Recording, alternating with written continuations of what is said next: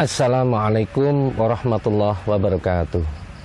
Pada para sahabat dan pemirsa yang dirahmati oleh Allah Subhanahu wa Ta'ala, sebelumnya pada kajian kami yaitu membahas tentang penentuan ru'yatul hilal dan kemudian sikap kita dalam mengikuti keputusan pemerintah tentang awal hilal, awal bulan Ramadan maupun Syawal.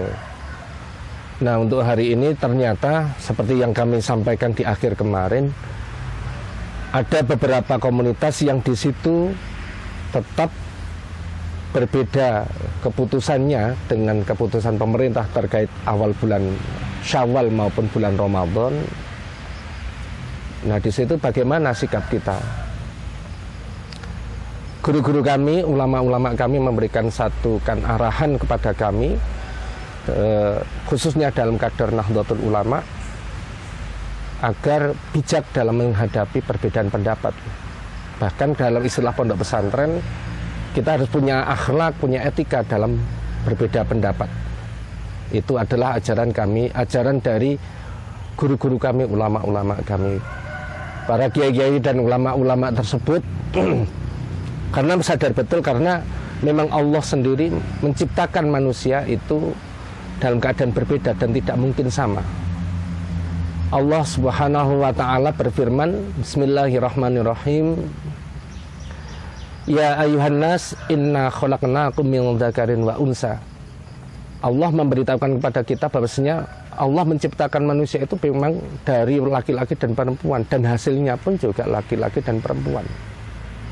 Kemudian dilanjutkan, waja'alnakum syu'uban wa qabaila. Setelah lahir dari laki-laki dan perempuan, dan kemudian juga ada laki-laki dan perempuan, kemudian oleh Allah memang dijadikan dari bersuku-suku dan berbangsa-bangsa. Dalam rangka apa tujuannya? Sungguh indah. Kelanjutannya tujuannya adalah li ta'arufu, agar kita untuk saling mengenal. Kata saling di sini perlu kita garis bawahi adalah sesama aktif di antara minimal dua pihak atau lebih. Dalam artian kita semua antara satu dengan yang lain memang awalnya diciptakan untuk berbeda-beda, namun tujuannya untuk saling mengenal, saling mengerti, dan saling memahami.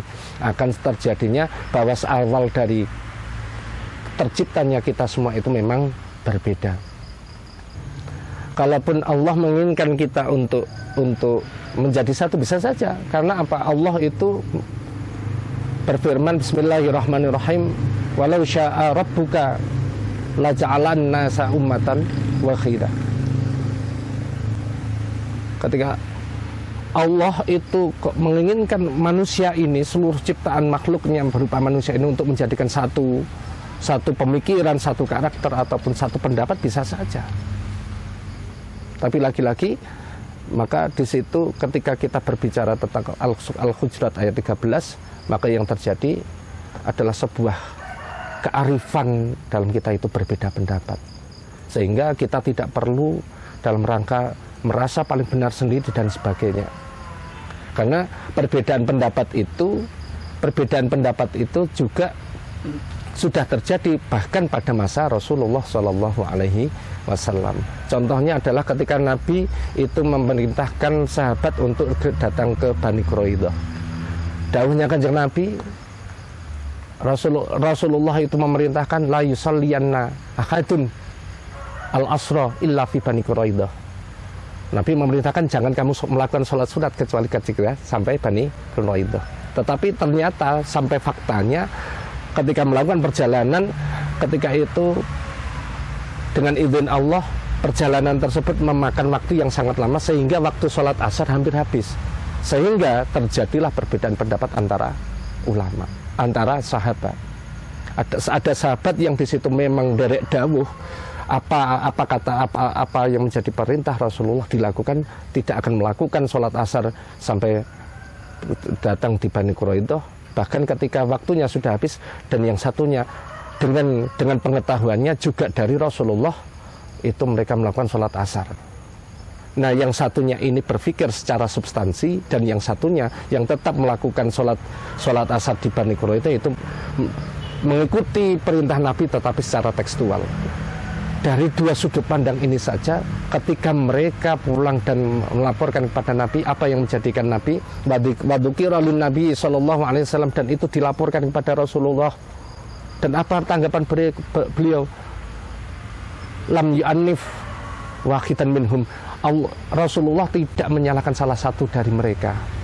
Dalam artian bagaimana dalam hal ini sepanjang perbedaan pendapat itu masih dalam koridor keilmuan, dalam koridor manhaj yang betul, kalau dalam istilah kita dalam manhaj salafus soleh, maka perbedaan itu tetap dalam koridor kasih sayang atau rahmatnya Allah Subhanahu wa ta'ala.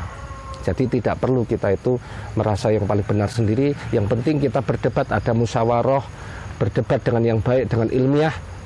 Tujuan musyawarah, setelah perdebatan itu, perbedaan itu cukup kita lakukan dengan kebersamaan sama-sama untuk berjuang dan berdakwah untuk agama Islam, untuk menuju agama Islam yang rahmatan lil alamin. Demikian yang bisa kami sampaikan, kurang lebihnya saya mohon maaf.